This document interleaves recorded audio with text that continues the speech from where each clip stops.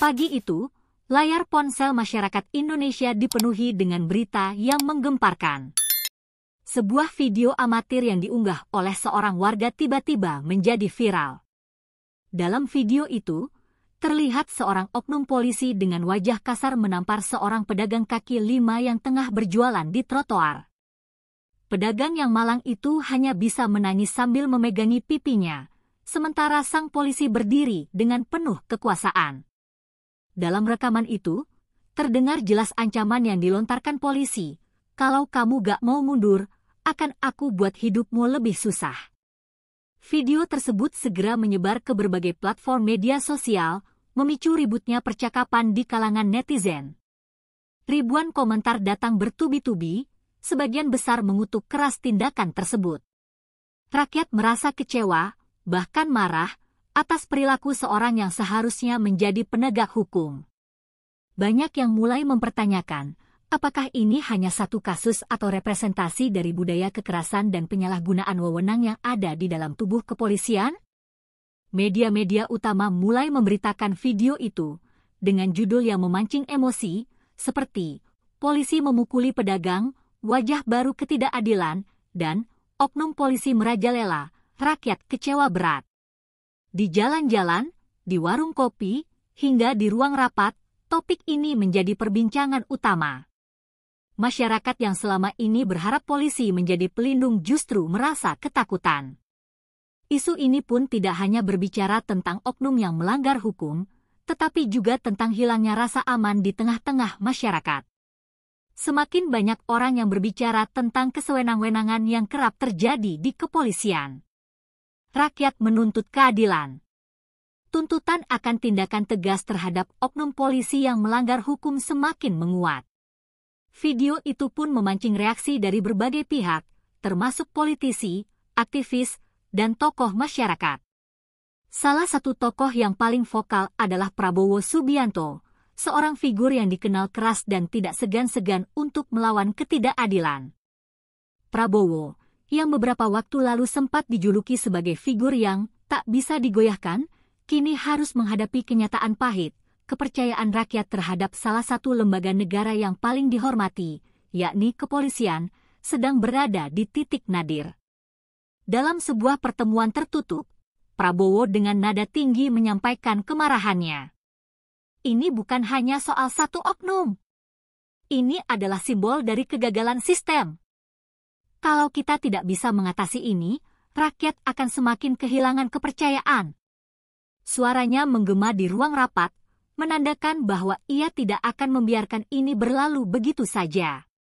Rasa keadilan yang selalu ia bawa dalam perjuangannya kini memuncak, ia merasa perlu turun tangan untuk menghentikan ketidakadilan ini. Beberapa jam setelah video itu viral, desakan untuk melakukan tindakan tegas terhadap oknum tersebut semakin menguat. Berbagai LSM mulai mengorganisir protes di berbagai kota besar, memanggil massa untuk menuntut perubahan. Polisi harus bersih, menjadi slogan yang menggema di mana-mana. Di tengah-tengah protes itu, wajah pedagang yang menjadi korban kekerasan polisi mulai muncul di televisi. Warga pun merasa iba, namun mereka juga merasa marah.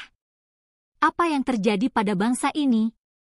Apa yang terjadi dengan kepolisian yang seharusnya melindungi mereka? Malam itu, Prabowo memberikan pernyataan resmi melalui konferensi pers yang disiarkan langsung. Wajahnya tampak serius, lebih dari biasanya. "Saya tidak akan diam saja melihat oknum-oknum yang merusak sistem ini. Jika aparat penegak hukum tidak mampu menegakkan hukum, saya yang akan menegakkannya.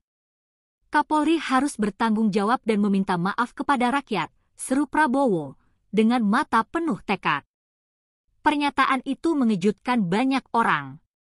Tentu saja, sebagian besar masyarakat menyambut baik ketegasan Prabowo. Namun, di sisi lain, banyak yang mempertanyakan apakah ia akan benar-benar dapat mewujudkan reformasi besar-besaran di dalam tubuh kepolisian. Sebelum konferensi pers berakhir, Prabowo menambahkan satu kalimat yang menggema di seluruh Indonesia. "Saya akan memastikan bahwa keadilan ditegakkan, meski harus mengorbankan segalanya." Sejak saat itu, rakyat Indonesia mulai merasa ada harapan baru. Harapan bahwa perubahan mungkin terjadi, bahwa keadilan yang selama ini dijanjikan bisa benar-benar ditegakkan, dan bahwa mereka tidak akan dibiarkan begitu saja dalam ketakutan. Namun, itu hanya permulaan dari perjuangan yang lebih besar yang akan menentukan arah Indonesia ke depan. Keesokan harinya, berita tentang pernyataan Prabowo yang mengancam akan mengambil tindakan tegas terhadap kepolisian langsung menghebohkan seluruh Indonesia. Media massa membanjiri kantor-kantor berita dengan laporan tentang langkah Prabowo yang berani dan tidak kenal kompromi. Di jalanan, di ruang rapat, dan di warung kopi, percakapan mengenai Prabowo semakin menguat. Rakyat mulai merasakan ada harapan baru untuk perubahan.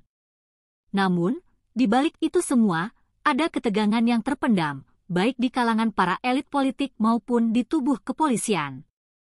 Kapolri, Jenderal Andi Wibowo, yang mendengar pernyataan Prabowo, merasakan tekanan yang luar biasa. Ia tahu betul bahwa situasi ini bisa menjadi bumerang besar bagi institusinya.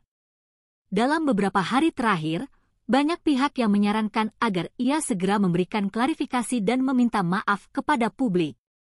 Namun, ego seorang Kapolri yang sudah terasah bertahun-tahun dalam birokrasi dan politik membuatnya menunda keputusan tersebut. Ini hanya angin lalu.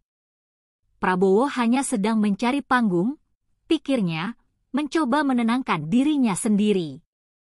Tapi, ia tak pernah membayangkan bahwa Prabowo akan benar-benar bergerak cepat. Prabowo, yang tak ingin kehilangan momentum, memutuskan untuk langsung turun tangan. Ia mengumpulkan tim investigasi yang terdiri dari para ahli hukum, reformis, dan tokoh masyarakat yang peduli dengan masalah ini. Mereka bekerja tanpa henti, melakukan penyelidikan menyeluruh terhadap oknum polisi yang terlibat dalam skandal tersebut. Mereka juga mulai menggali lebih dalam, menyelidiki apakah ini hanyalah satu dari sekian banyak kasus kekerasan yang selama ini ditutup-tutupi oleh kepolisian. Prabowo ingin memastikan bahwa ini bukanlah kasus isolated, melainkan manifestasi dari masalah struktural yang lebih besar. Di tengah penyelidikan yang semakin intens, Prabowo merasa tidak bisa menunggu lebih lama.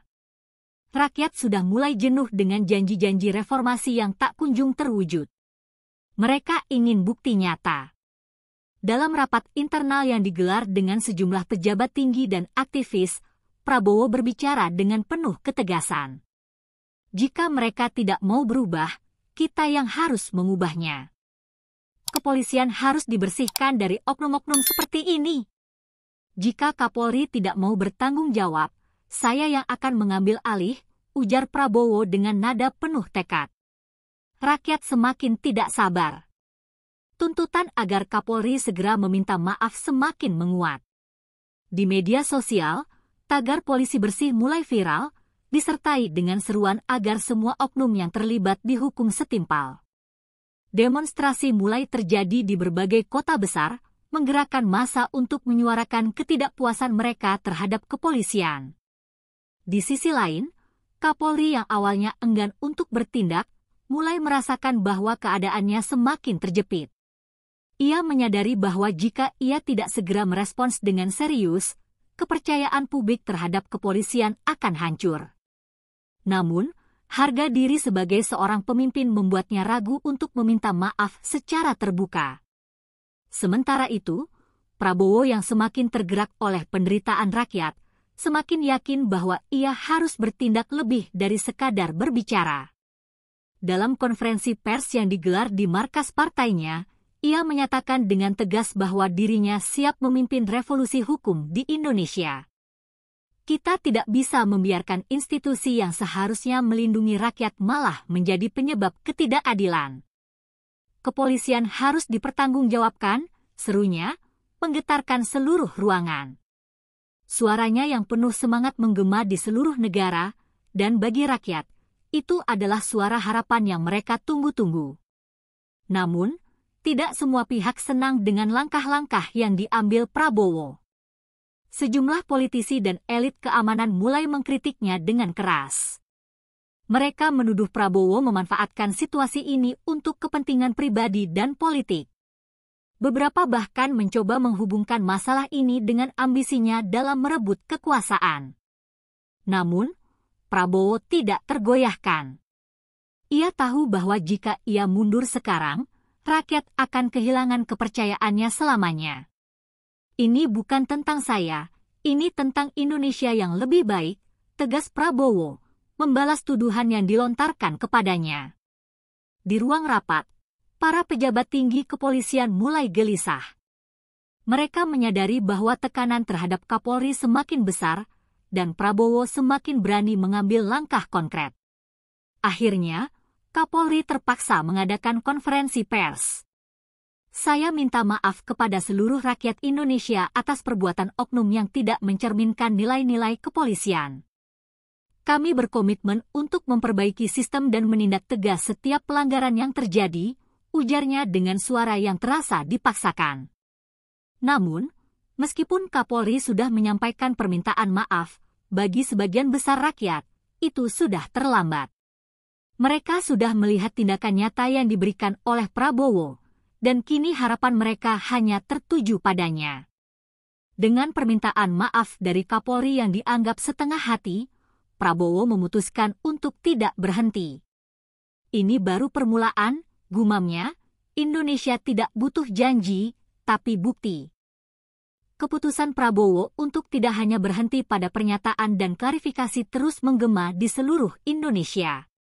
Meskipun Kapolri telah menyampaikan permintaan maafnya, rakyat merasa itu tidak cukup. Bagi mereka, tindakan tegas yang dijanjikan Prabowo adalah kunci untuk memastikan bahwa keadilan benar-benar ditegakkan. Rasa frustrasi semakin membesar, terutama di kalangan keluarga korban dan masyarakat yang sudah lama merasa tidak mendapatkan perlindungan yang layak dari aparat penegak hukum. Prabowo sadar betul bahwa ini bukan lagi soal satu oknum polisi, melainkan soal sistem yang gagal memberi keadilan kepada rakyat. Prabowo mulai bergerak lebih cepat. Ia memimpin rapat darurat dengan sejumlah anggota parlemen dan tokoh masyarakat untuk membahas langkah konkret yang akan diambil. Kita akan buat gebrakan. Kita akan pastikan bahwa siapapun yang melanggar hukum, apalagi aparat yang seharusnya melindungi, akan diproses tanpa pandang bulu, kata Prabowo dengan nada yang penuh keyakinan. Semua mata tertuju padanya, berharap ada perubahan nyata. Ia mengusulkan agar sebuah tim independen dibentuk yang tidak hanya menyelidiki kasus tersebut, tetapi juga melakukan audit menyeluruh terhadap oknum-oknum lain yang mungkin terlibat dalam praktek-praktek tidak terpuji di kepolisian. Namun, meski niat Prabowo terlihat mulus, jalan menuju perubahan tidaklah mudah. Sebagian besar pihak di dalam kepolisian, terutama mereka yang terikat dengan sistem lama, mulai menghalangi upaya-upaya yang dilakukan oleh tim independen tersebut.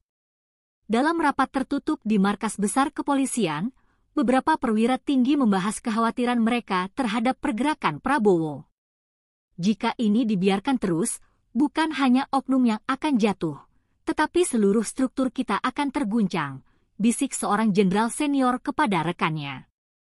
Ketegangan di dalam tubuh kepolisian semakin terasa, dan meskipun permintaan maaf telah disampaikan, ada sebagian yang merasa harga diri mereka terancam.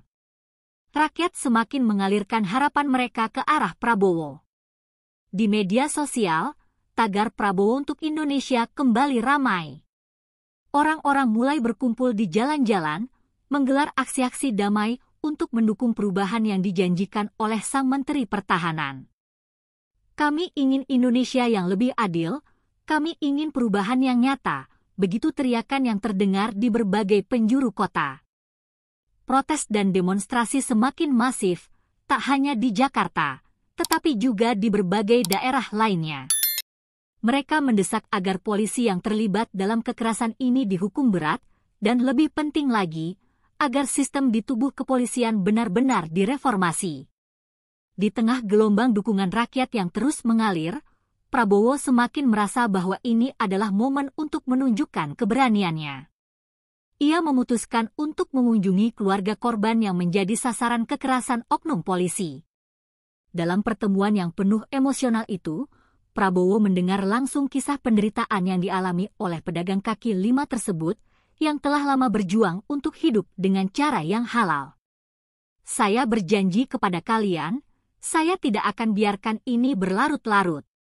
Saya akan pastikan bahwa keadilan ditegakkan, ujar Prabowo dengan suara bergetar, berjanji di hadapan keluarga korban yang menitikkan air mata.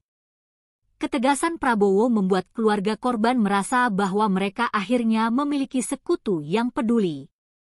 Kehadiran Prabowo dalam kehidupan mereka yang terluka menjadi simbol harapan yang baru.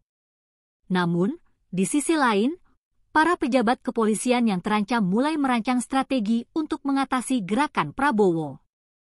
Mereka menyadari bahwa jika mereka tidak bergerak cepat, gerakan ini bisa mengubah tatanan kekuasaan yang telah lama mereka nikmati. Beberapa perwira tinggi mulai melakukan lobi-lobi di belakang layar untuk melemahkan langkah-langkah yang diambil Prabowo.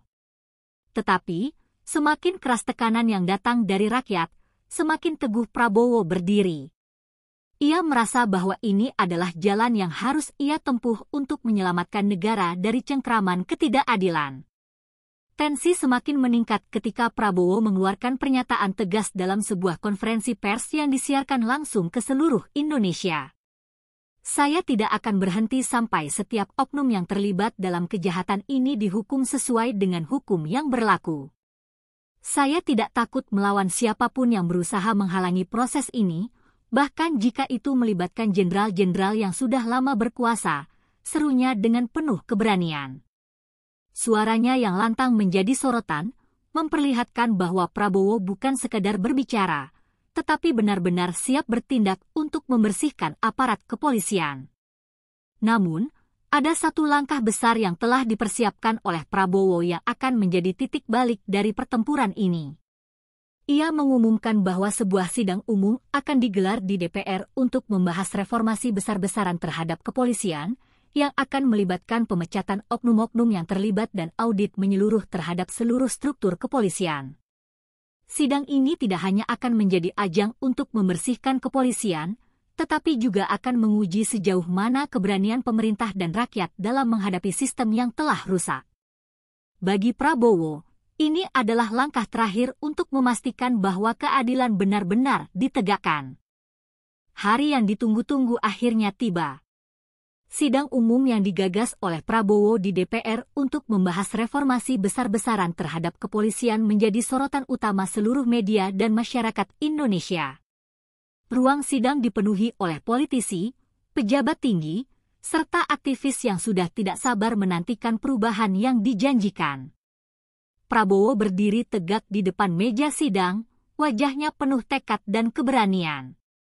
Ini bukan hanya soal oknum polisi yang terseret dalam skandal kekerasan, tetapi juga tentang nasib masa depan penegakan hukum di Indonesia. Ketegangan terasa di udara. Para anggota DPR yang hadir terlihat terbagi antara mereka yang mendukung penuh langkah Prabowo dan mereka yang cemas dengan konsekuensi dari reformasi ini. Beberapa politisi lama yang terhubung dengan kekuasaan di kepolisian tampak gelisah, khawatir posisi mereka akan terancam jika sistem yang sudah ada dihancurkan. Namun, rakyat yang terus menuntut perubahan memberi dukungan yang tak terbendung. Media sosial penuh dengan pesan-pesan yang mendesak anggota DPR untuk mendukung langkah tegas Prabowo. Tagar reformasi Polri dan Prabowo bersih menggema di seluruh platform digital. Di sisi lain, Kapolri yang sebelumnya sudah berjanji meminta maaf kepada publik, kini terlihat semakin terpojok. Meski ia mencoba mempertahankan sikap diplomatis, dalam hatinya, ia tahu bahwa perubahan yang diminta Prabowo akan menciptakan celah besar dalam kekuasaannya. Beberapa jenderal di kepolisian, yang selama ini nyaman dengan status quo, mulai mendekatinya, menawarkan solusi agar mereka tetap bisa mempertahankan kedudukan mereka.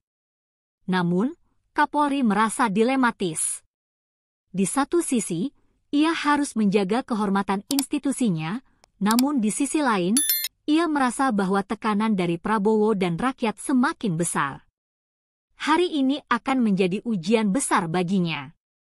Sidang dimulai dengan Prabowo menyampaikan pidato yang penuh semangat. Indonesia butuh perubahan. Kepolisian adalah garda depan dalam penegakan hukum, tetapi jika garda ini rusak, maka seluruh sistem akan runtuh. Kita tidak bisa lagi bertoleransi dengan oknum-oknum yang menyalahgunakan kekuasaan mereka, serunya, suaranya bergema di ruang sidang yang hening. Dengan tegas, Prabowo mengusulkan pembentukan tim investigasi independen yang dapat menindaklanjuti setiap pelanggaran yang terjadi di kepolisian, dan menyarankan agar Komisi Kepolisian Nasional diberi kewenangan lebih besar untuk mengawasi tindak tanduk polisi di seluruh Indonesia. Namun, tak semua anggota DPR sepakat dengan langkah Prabowo. Beberapa anggota yang dekat dengan kepolisian berusaha melawan usulan tersebut dengan alasan bahwa hal itu akan merusak stabilitas dan kinerja kepolisian. Reformasi besar-besaran seperti ini akan menciptakan kekosongan dalam penegakan hukum. Apakah kita siap menghadapi ketidakpastian? Ujar salah satu anggota DPR yang berasal dari fraksi yang pro-kepolisian. Ia berbicara dengan penuh keyakinan, namun ada nada khawatir yang mengintip di balik kata-katanya.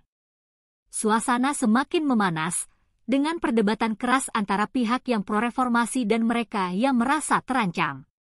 Rakyat yang menyaksikan jalannya sidang melalui siaran langsung di televisi mulai gelisah. Mereka menginginkan bukti nyata bahwa kepolisian akan berubah, dan bahwa tidak ada lagi ruang bagi oknum-oknum yang merusak citra institusi. Jangan biarkan ini menjadi janji kosong. Kami sudah lelah dengan kata-kata, ujar seorang aktivis yang mengorganisir aksi protes di luar gedung DPR. Meskipun di luar gedung tidak ada demonstrasi besar, tekanan dari masyarakat tetap terasa kuat. Wajah-wajah frustrasi dari rakyat yang berharap ada perubahan nyata tampak jelas di layar televisi.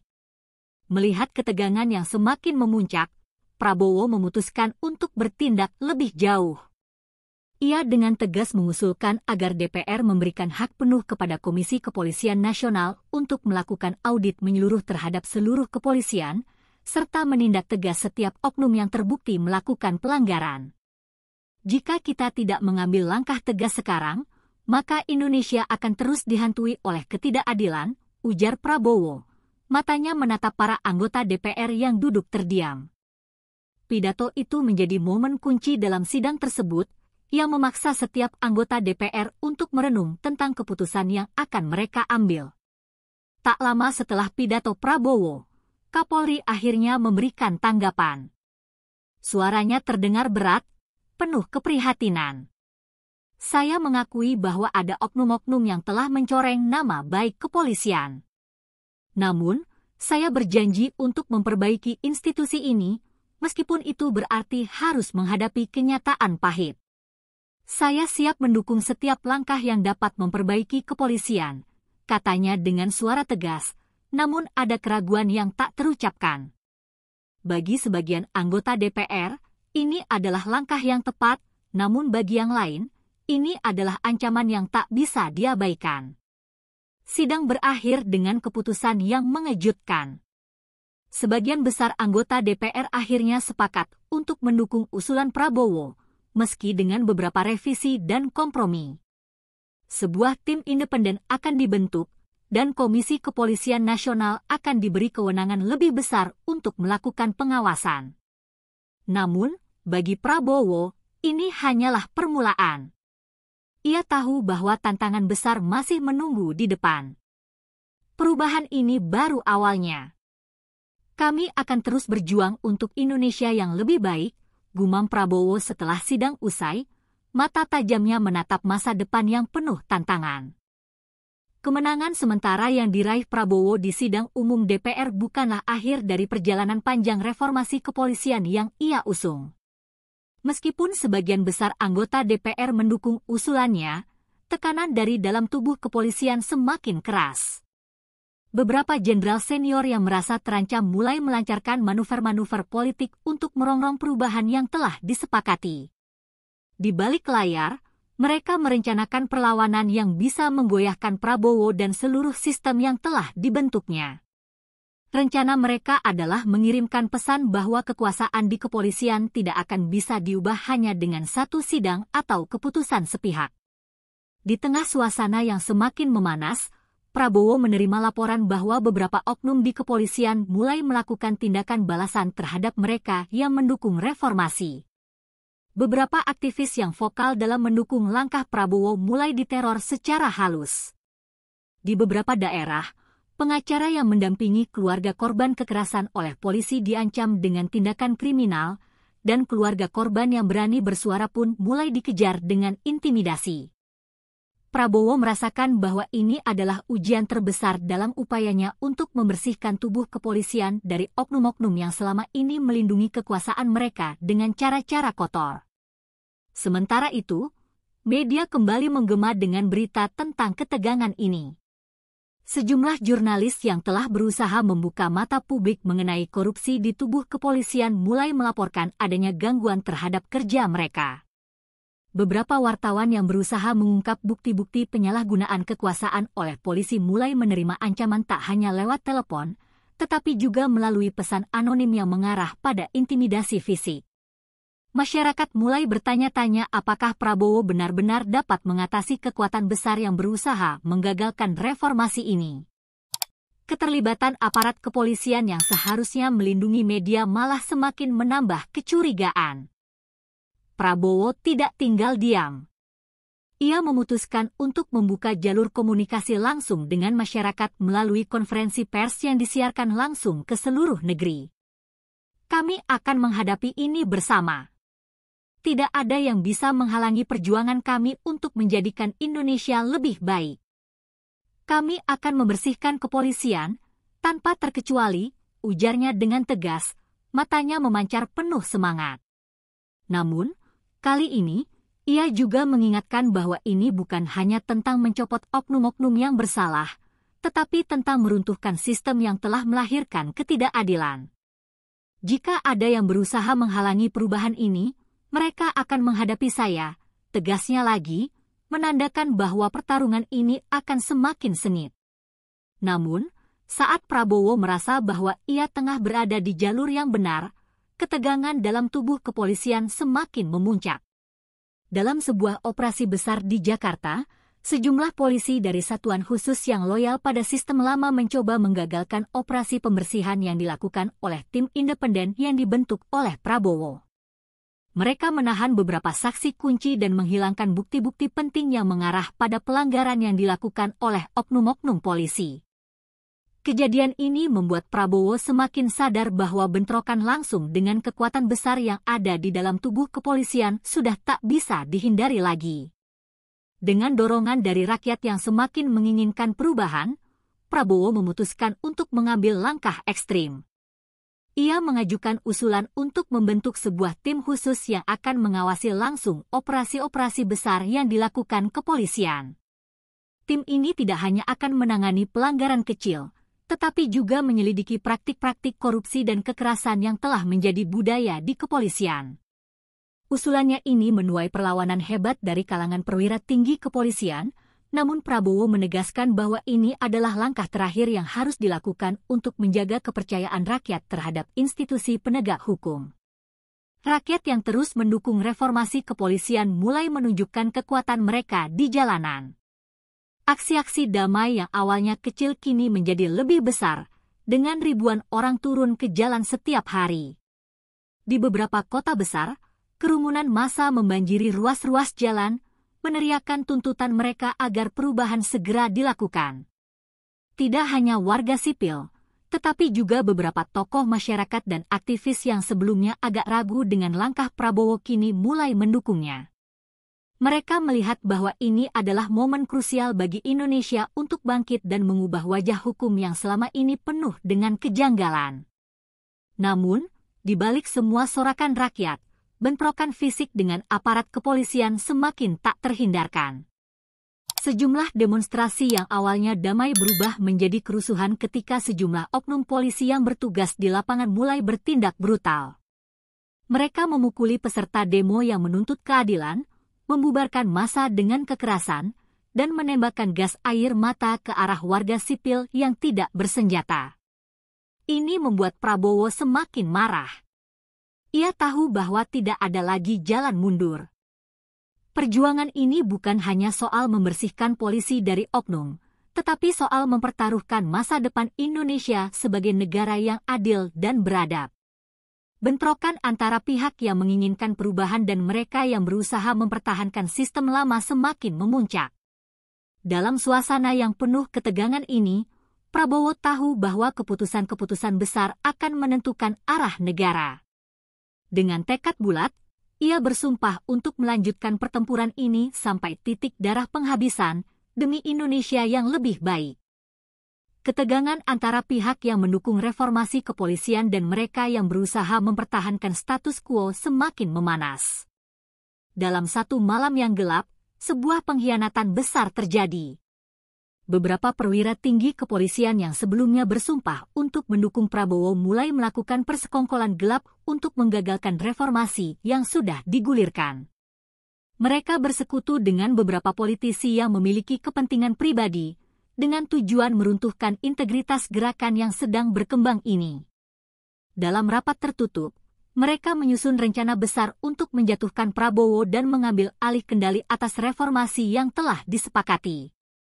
Prabowo yang telah mencium adanya gelagat tidak sehat dalam tubuh kepolisian mulai mempersiapkan langkah-langkah antisipatif. Namun, ia tidak menyangka bahwa pengkhianatan ini akan datang dari dalam jajaran kepolisian sendiri.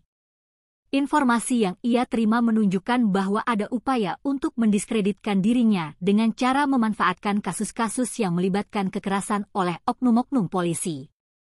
Beberapa bukti rekaman video yang menunjukkan tindakan brutal dari oknum polisi yang sebelumnya disembunyikan, kini tiba-tiba muncul ke permukaan. Namun, apa yang lebih mencengangkan adalah bahwa oknum-oknum ini justru mendapat perlindungan dari dalam kepolisian itu sendiri. Dalam rapat yang digelar di kantor pusat kepolisian, Prabowo dengan tegas mengecam persekongkolan yang mulai terlihat jelas. Saya sudah cukup mendengar kebohongan. Jika kalian ingin bermain kotor, saya akan tunjukkan bahwa saya bukan orang yang bisa dilawan dengan cara seperti ini, teriaknya dengan penuh amarah, suaranya bergema di ruang rapat. Tak ada lagi ruang untuk kompromi. Baginya, ini adalah titik balik yang menentukan antara melanjutkan perjuangan atau menyerah pada kekuatan lama yang sudah lama bercokol dalam institusi kepolisian. Di luar, situasi semakin genting.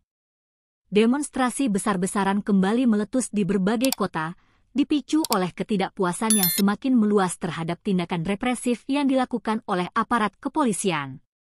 Warga yang mendukung reformasi merasa semakin terpojok, seolah suara mereka tidak lagi didengar. Mereka merasa bahwa meskipun Prabowo dan timnya berjuang keras, kekuatan dalam tubuh kepolisian masih sangat besar, dan mereka siap melakukan apapun untuk menghentikan perubahan ini.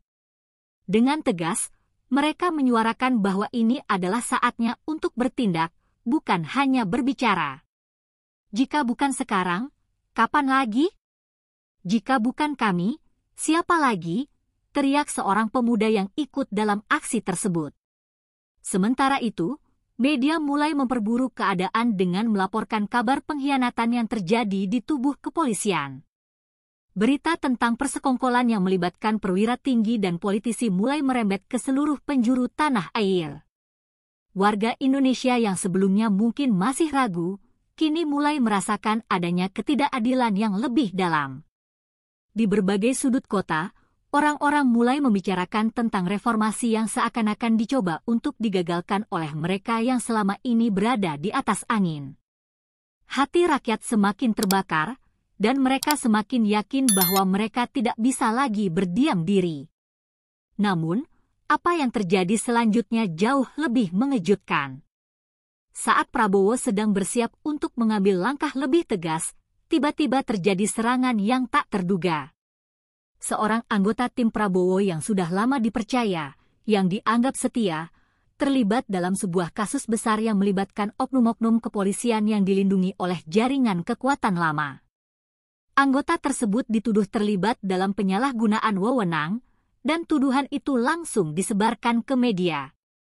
Ini adalah pukulan telak bagi Prabowo, yang merasa dikhianati oleh orang-orang terdekatnya. Dengan hati yang hancur, Prabowo segera mengumpulkan timnya untuk menghadapi kenyataan pahit ini. Pengkhianatan ini tidak bisa dibiarkan. Kita harus mencari tahu siapa yang berada di balik semua ini, siapa yang mencoba menjatuhkan kita dari dalam, kata Prabowo dengan wajah tegang. Langkah ini membuatnya semakin yakin bahwa perjuangannya kini lebih berat dari yang dibayangkan. Bukan hanya melawan oknum-oknum di kepolisian, tetapi juga melawan jaringan kekuatan yang sudah lama merusak sistem. Namun, ia tahu, meskipun kepercayaan dirinya mulai goyah, ia tidak bisa mundur. Aksi-aksi demonstrasi semakin meluas, dengan warga dari berbagai daerah menyuarakan dukungan mereka terhadap Prabowo. Namun, ancaman dari pihak-pihak yang berusaha menggagalkan reformasi semakin besar. Sumber-sumber informasi yang sebelumnya membantu Prabowo kini mulai menghilang, dan ketakutan menyelimuti banyak orang yang sebelumnya mendukung perubahan. Dalam suasana yang semakin mencekam ini, Prabowo bertekad untuk mengungkap siapa yang sebenarnya berada di balik konspirasi ini. Kebenaran akan terungkap. Kami akan terus berjuang sampai tuntas, ujarnya, meneguhkan tekad yang kini menjadi lebih kuat dari sebelumnya. Pagi itu, langit Jakarta terasa lebih kelabu dari biasanya. Ketegangan yang sudah terpendam begitu lama akhirnya mencapai puncaknya. Prabowo, yang selama ini berjuang dengan segala daya untuk membersihkan tubuh kepolisian, kini merasa bahwa seluruh sistem yang telah dibangun hampir runtuh. Kecurigaan terhadap oknum-oknum yang selama ini bersembunyi di balik seragam hijau gelap semakin menguat. Jaringan yang berusaha menggagalkan reformasi kepolisian ternyata lebih kuat dan lebih luas dari yang ia duga. Kekuatan-kekuatan ini tidak hanya berada di dalam institusi, tetapi juga tersebar di seluruh lapisan pemerintahan. Berita tentang dugaan keterlibatan anggota tim Prabowo dalam kasus penyalahgunaan kekuasaan dan hubungan dengan oknum polisi yang terlibat dalam berbagai praktik kotor menghebohkan publik. Walaupun Prabowo dengan keras menegaskan bahwa ia tidak akan membiarkan satu orang pun menghancurkan kepercayaan rakyat, bayang-bayang pengkhianatan tetap menghantui setiap langkahnya. Kekecewaan semakin menggerogoti dirinya, tetapi ia tahu bahwa ini adalah ujian terbesar dalam karir politiknya. Ini lebih dari sekadar kebohongan. Ini adalah serangan terhadap cita-cita kita, ujarnya dalam sebuah rapat terbatas di istana, wajahnya dipenuhi ketegangan. Malam itu, sebuah pertemuan besar digelar di markas kepolisian. Mereka yang mendukung perubahan, yang sejak awal telah berdiri bersama Prabowo, tahu bahwa ini adalah saat yang menentukan. Namun, mereka juga tahu bahwa akan ada konsekuensi besar jika rencana mereka gagal. Beberapa perwira yang masih loyal terhadap Prabowo telah menerima ancaman langsung dari pihak yang ingin mempertahankan status quo. Sebuah surat ancaman yang berisi kata-kata penuh kebencian terhadap mereka yang mendukung reformasi kepolisian telah sampai di meja mereka. Jika kalian tidak mundur, kalian akan dihancurkan, tulis surat itu, dengan simbol-simbol yang mengingatkan pada kekuatan gelap yang sudah lama menguasai banyak aspek pemerintahan. Di tengah kekacauan itu, Prabowo tidak tinggal diam. Ia memanggil beberapa orang kepercayaannya dan menyusun strategi terakhir untuk melawan pengkhianatan ini. Ia tahu bahwa jika langkah ini gagal, maka seluruh perjuangannya selama ini akan sia-sia. Namun, ia juga tidak bisa mundur. Dalam sebuah pertemuan yang berlangsung hingga larut malam, Prabowo mengungkapkan dengan tegas bahwa ini adalah saat terakhir yang menentukan. Jika kita kalah di sini, maka masa depan negara ini akan dipertaruhkan. Tidak ada jalan mundur. Kita harus bertindak sekarang, kata Prabowo, matanya penuh determinasi. Keesokan harinya, konfrontasi besar itu terjadi. Prabowo, dengan dukungan dari pasukan khusus yang telah dilatih untuk misi ini, menuju ke markas kepolisian dengan tekad bulat. Mereka akan mengambil langkah besar untuk menuntaskan masalah ini. Namun, saat mereka tiba di lokasi, mereka dihadang oleh ratusan polisi yang loyal kepada jaringan lama. Suasana semakin tegang, dan perasaan saling curiga mengalir di udara. Ini bukan sekadar operasi penangkapan atau pembersihan biasa. Ini adalah pertempuran hidup dan mati antara dua kekuatan yang sangat berbeda, yang menentukan arah masa depan Indonesia. Pertarungan sengit antara pasukan Prabowo dan oknum-oknum polisi yang berusaha mempertahankan kekuasaan mereka berlangsung di tengah jalanan Jakarta. Suara tembakan terdengar, dan mobil-mobil yang sebelumnya diparkir dengan rapi kini hancur berantakan. Di jalan-jalan raya, rakyat yang sebelumnya berdemo mulai turun ke jalan untuk menyaksikan langsung bagaimana negara mereka menghadapi krisis besar ini. Mereka tahu, inilah momen yang akan menentukan apakah mereka akan memiliki negara yang bebas dari kekuasaan yang korup atau justru terjerumus lebih dalam ke dalam keputusasaan.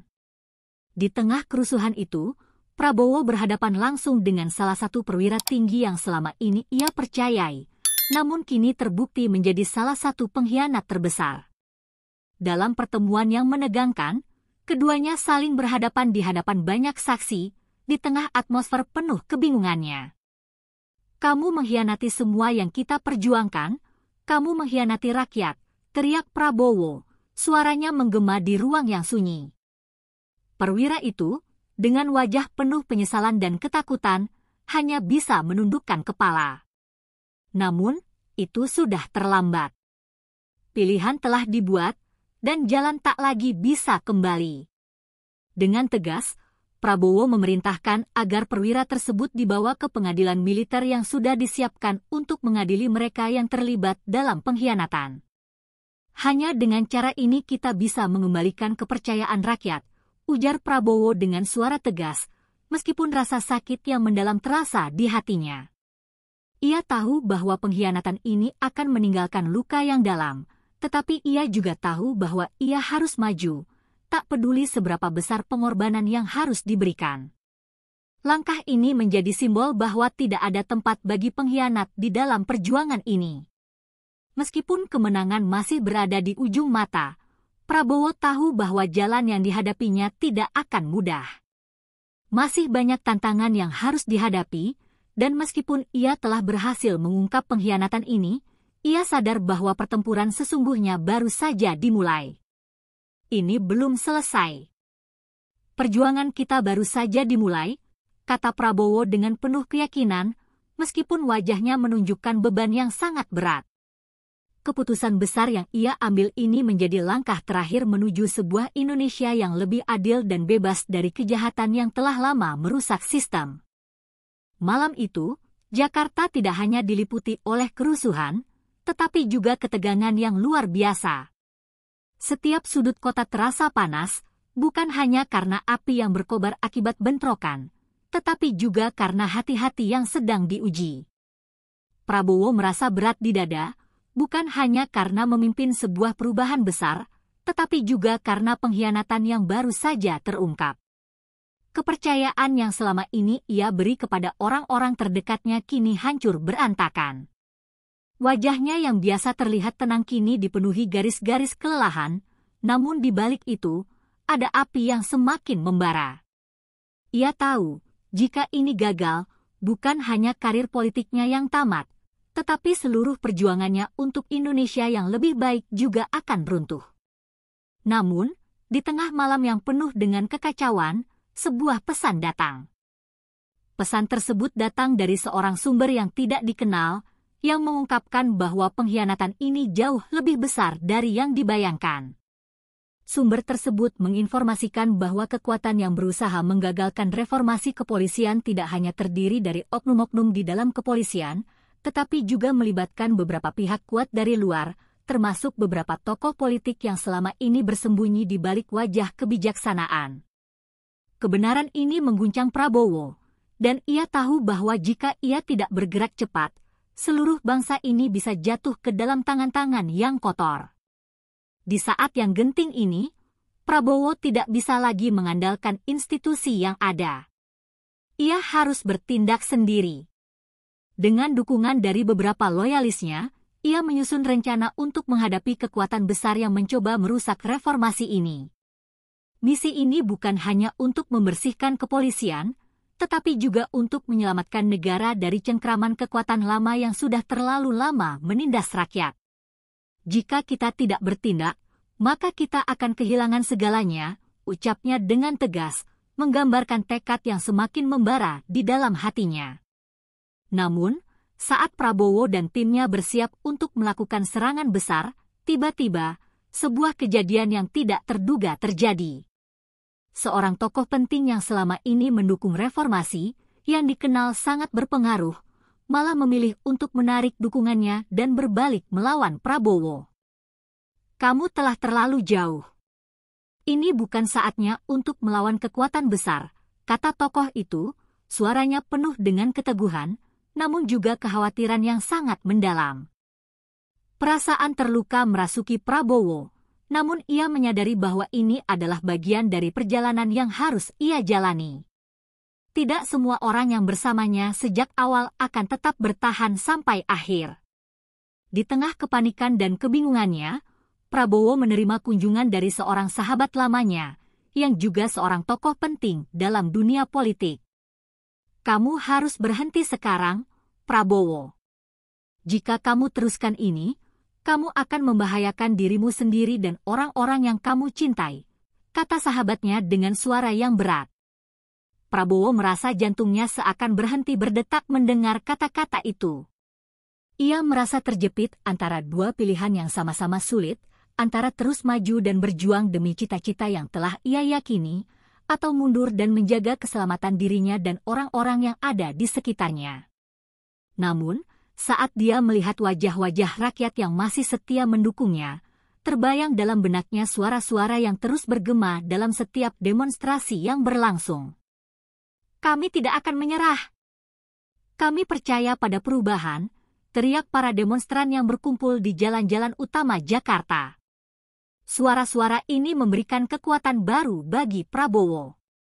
Ia tahu bahwa meskipun ada banyak ancaman dan pengkhianatan, dukungan rakyat adalah fondasi yang tak tergoyahkan. Jika bukan sekarang, kapan lagi, gumamnya, matanya menyala dengan semangat yang baru. Ia tidak bisa mundur. Negara ini, rakyat ini, membutuhkan perubahan. Namun, perjalanan Prabowo tidak mulus begitu saja. Ketika ia dan timnya bergerak untuk menghadapi pihak-pihak yang menghalangi reformasi, mereka dihadang oleh pasukan yang sangat terlatih, yang jelas-jelas didalangi oleh kekuatan besar yang berusaha mempertahankan kekuasaan lama. Pertempuran fisik dan ideologis yang terjadi semakin memanas, dan Prabowo menyadari bahwa kali ini bukan hanya sekadar melawan oknum-oknum yang melakukan penyalahgunaan kekuasaan, tetapi juga sebuah pertarungan besar antara dua visi yang bertarung untuk masa depan Indonesia. Ketegangan di puncak pertempuran semakin memuncak ketika, di tengah chaos, Prabowo berhadapan langsung dengan pemimpin dari kelompok yang selama ini ia lawan. Mereka saling bertatapan dalam diam, hanya terhalang oleh beberapa meter jarak. Kau pikir ini akan berhasil? Tanya pemimpin kelompok tersebut dengan nada mengejek. Ini bukan hanya tentang menang atau kalah, ini tentang Indonesia yang lebih baik, jawab Prabowo dengan penuh keyakinan, suaranya keras namun penuh semangat. Ia tahu bahwa ini adalah momen hidup atau mati. Jika ia gagal, maka Indonesia yang ia cintai ini akan jatuh ke tangan-tangan yang rakus, yang akan menghilangkan harapan rakyat untuk masa depan yang lebih baik. Dalam pertempuran yang mencekam itu, akhirnya, keputusan besar harus diambil. Apakah Prabowo akan berhasil membawa perubahan yang diimpikan oleh rakyat, atau apakah kekuatan lama akan kembali menguasai negara ini? Hanya waktu yang akan menentukan, namun satu hal yang pasti, Prabowo tidak akan pernah berhenti berjuang untuk Indonesia yang lebih adil dan bebas dari tangan-tangan kotor yang telah terlalu lama mengendalikan nasib bangsa. Prabowo berdiri di atas panggung, matanya tajam menatap lautan manusia yang tumpah ruah di depan istana. Ini bukan hanya sekadar pidato politik biasa, ini adalah pertempuran terakhir, sebuah pertaruhan hidup dan mati. Selama berbulan-bulan ia berjuang untuk membebaskan negara dari cengkraman kekuasaan yang kotor, dan kini ia dihadapkan pada tantangan terbesar dalam hidupnya. Di balik suara sorak-sorai pendukungnya, ada bisikan-bisikan dari lawan-lawannya yang sudah bersembunyi di balik kekuasaan. Mereka tahu bahwa jika Prabowo berhasil, maka perubahan yang ia janjikan akan mengubah tatanan negara. Namun jika ia gagal, maka nasib bangsa ini akan semakin gelap. Di sisi lain, megahnya istana yang terletak di pusat ibu kota menjadi saksi bisu bagi perubahan yang terjadi di luar dan di dalamnya. Rapat-rapat strategis yang selama ini dilakukan di balik pintu tertutup kini memuncak pada sebuah titik yang tidak bisa ditunda lagi. Prabowo telah menerima ancaman yang tidak hanya datang dari dalam negeri, tetapi juga dari luar negeri. Kekuatannya semakin terpojok, namun satu hal yang tidak bisa diragukan, ia tidak akan mundur. Kita bertarung bukan hanya untuk kita sendiri, tapi untuk masa depan Indonesia, kata Prabowo dalam hati. Suara hatinya bergema lebih keras daripada segala ancaman yang datang. Sebagai reaksi terhadap gerakan rakyat yang semakin besar, lawan-lawan politik Prabowo mulai menggencarkan serangan mereka. Di dalam ruangan gelap yang hanya diterangi oleh lampu redup, para tokoh politik yang berseberangan dengan Prabowo berkumpul. Mereka merencanakan langkah-langkah yang bisa menggulingkan Prabowo sekali dan untuk selamanya. Namun, mereka tahu bahwa bukan hanya Prabowo yang mereka hadapi, tetapi juga seluruh rakyat yang mendukung perubahan yang telah diperjuangkan oleh pria tersebut. Kita harus hentikan dia sekarang juga. Jika tidak, Indonesia akan menjadi tempat yang berbeda, ujar salah satu tokoh dengan suara tegas. Rencana mereka semakin intens, tetapi mereka belum menyadari bahwa mereka sedang berhadapan dengan kekuatan yang jauh lebih besar dari yang mereka kira. Di luar sana, suasana semakin panas. Ketegangan semakin memuncak, dan rakyat yang telah turun ke jalan mulai merasakan bahwa keputusan yang mereka buat akan membawa mereka pada titik perubahan yang menentukan. Mereka tidak hanya berjuang untuk Prabowo, tetapi untuk masa depan anak cucu mereka. Dalam hati mereka, ada keyakinan yang sangat kuat bahwa dengan Prabowo, mereka akan memiliki Indonesia yang lebih baik, jauh dari korupsi dan pengkhianatan. Kami tidak akan menyerah. Indonesia butuh perubahan, teriak salah seorang demonstran di barisan depan, yang membuat semangat rakyat semakin berkobar. Mereka semua tahu, ini adalah saat yang tak bisa dilewatkan begitu saja. Namun, di tengah kekacauan itu, tiba-tiba muncul kabar buruk yang membuat hati Prabowo terhimpit. Salah satu jenderal yang selama ini ia percayai, yang telah menjadi bagian dari perjuangannya, ternyata berbalik arah. Informasi yang diterima Prabowo mengungkapkan bahwa jenderal tersebut tidak hanya berkhianat, tetapi juga berkolaborasi dengan kelompok yang ingin menggulingkan Prabowo dan menghentikan semua perubahan yang ia perjuangkan. Ternyata tidak semua orang yang tampak setia bisa diandalkan, bisik Prabowo dalam hati, menahan rasa kecewa yang begitu dalam. Pengkhianatan itu bukan hanya datang dari para oknum di kepolisian, tetapi juga dari dalam jajarannya sendiri. Dengan beban yang semakin berat, Prabowo tidak tinggal diam. Ia mengumpulkan pasukan yang setia kepadanya dan berencana untuk menghadapi pengkhianatan ini secara langsung. Mereka tidak bisa lagi menunggu. Sekarang atau tidak sama sekali, ujar Prabowo dengan suara yang penuh penekanan. Tidak ada ruang untuk mundur. Apalagi, dengan rakyat yang telah menyaksikan semua perjuangan ini, Prabowo tahu bahwa keputusan ini akan menentukan masa depan Indonesia. Jika ia gagal, maka seluruh harapan akan lenyap begitu saja. Di saat yang sama, kekuatan lawan yang berusaha menggagalkan langkah Prabowo semakin meresap ke dalam sistem. Mereka berusaha memanfaatkan setiap celah yang ada untuk menggulingkan Prabowo, menggunakan cara-cara licik yang melibatkan segala macam trik politik, manipulasi media, hingga ancaman fisik. Mereka mencoba merusak reputasi Prabowo dengan menyebarkan informasi palsu dan fitnah di seluruh penjuru negeri. Tetapi, meskipun langkah mereka semakin intens, Prabowo semakin teguh. Ini bukan tentang aku. Ini tentang Indonesia, katanya, menguatkan dirinya dan timnya. Mereka takkan mundur, tak peduli seberapa besar tantangan yang datang. Pada akhirnya, saatnya tiba. Prabowo berhadapan langsung dengan lawannya dalam sebuah pertemuan yang sangat menegangkan. Keputusan besar harus diambil di ruang yang sunyi itu, antara mempertahankan reformasi atau kembali ke masa lalu yang penuh dengan korupsi dan ketidakadilan. Di tengah pertemuan itu, Prabowo menatap tajam lawannya. Kalian mencoba menghancurkan negara ini, tapi aku tidak akan membiarkan itu terjadi, katanya, suara penuh emosi yang menyentuh setiap hati yang mendengarnya. Dengan tegas, ia menginstruksikan langkah terakhir yang akan menentukan hasil dari semua perjuangannya. Bagi Prabowo, ini adalah pertempuran terbesar dalam hidupnya. Ia tahu bahwa tidak ada jalan mundur. Keberhasilan atau kegagalan dalam pertempuran ini akan menentukan arah bangsa ini. Ini adalah Indonesia kita, pikirnya. Tidak ada lagi waktu untuk ragu. Begitu banyak orang yang bergantung pada langkah ini, dan ia tidak bisa mengecewakan mereka. Kini, segalanya bergantung pada keputusan yang ia ambil di detik-detik terakhir ini. Dengan langkah pasti, Prabowo melangkah menuju ruang rapat besar, tempat pertemuan dengan para pemimpin politik dan jenderal-jenderal yang selama ini berseberangan dengannya. Sinar matahari yang menyinari ruang itu terasa kontras dengan ketegangan yang meliputi ruangan. Wajah-wajah yang hadir tampak tegang, setiap mata menatap Prabowo dengan harapan atau ketakutan, bergantung pada posisi mereka masing-masing. Seiring pintu rapat yang terbuka, suara detakan jam seakan terdengar lebih keras, menambah kesan dramatis dari pertemuan yang penuh dengan konsekuensi ini.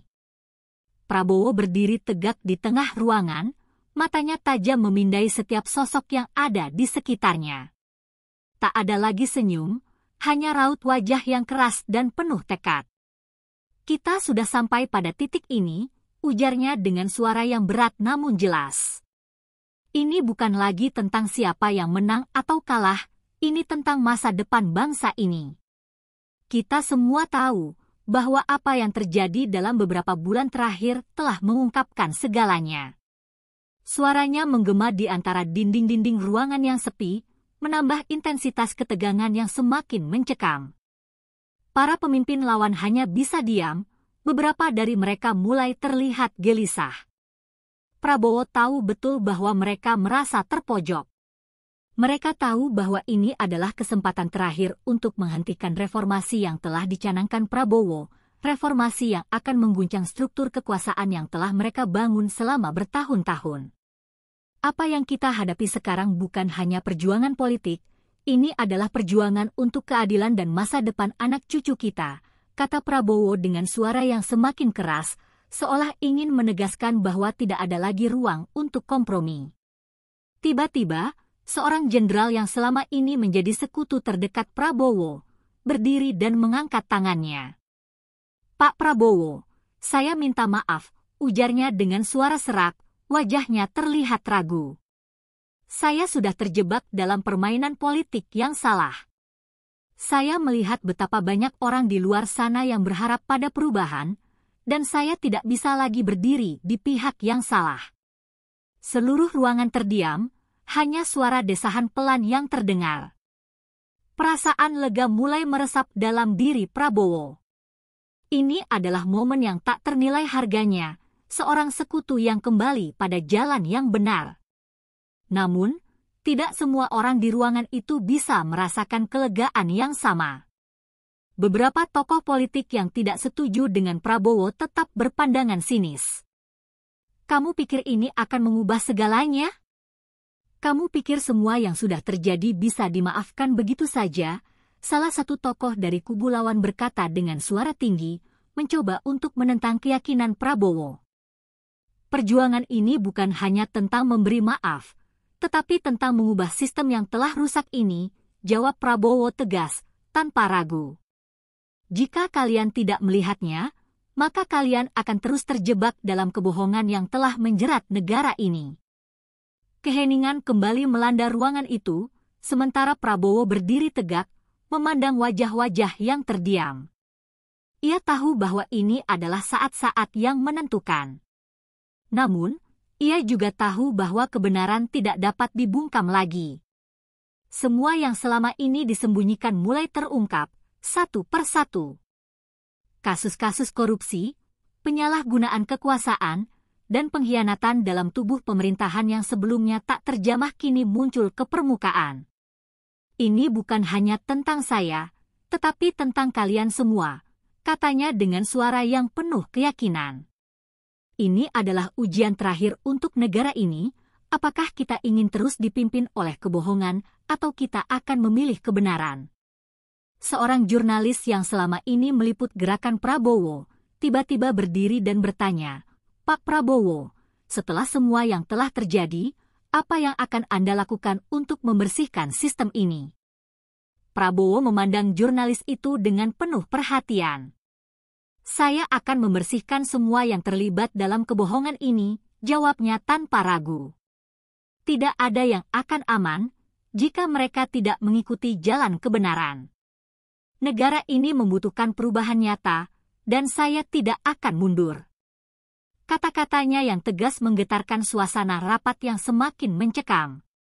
Semua yang ada di ruangan itu tahu, Prabowo tidak hanya berbicara sebagai pemimpin, tetapi sebagai orang yang siap untuk menghadapi risiko terbesar dalam hidupnya. Saat pertemuan itu berakhir, sebuah keputusan besar tercipta. Perubahan yang telah dinanti-nanti rakyat Indonesia semakin dekat. Namun, di balik semangat kemenangan, Prabowo tahu bahwa perjalanan ini belum selesai. Ini baru permulaan dari sebuah era baru yang akan mengguncang negara ini. Langkah pertama telah diambil, dan meskipun banyak rintangan yang masih harus dilalui, tekad Prabowo tidak akan goyah. Ia telah membuat janji untuk Indonesia, dan ia akan menepatinya, apapun yang terjadi. Dengan langkah penuh keyakinan, Prabowo keluar dari ruang pertemuan. Ketegangan di dalam ruangan masih terasa, tetapi di luar sana, ribuan rakyat Indonesia yang menunggu perubahan mulai menyadari bahwa kemenangan itu sudah dekat. Mereka tahu bahwa tak ada jalan kembali, bahwa reformasi yang didambakan sudah berada di depan mata. Dan bagi Prabowo, ini adalah kemenangan yang lebih besar dari apapun yang pernah ia raih, sebuah kemenangan untuk keadilan dan masa depan bangsa.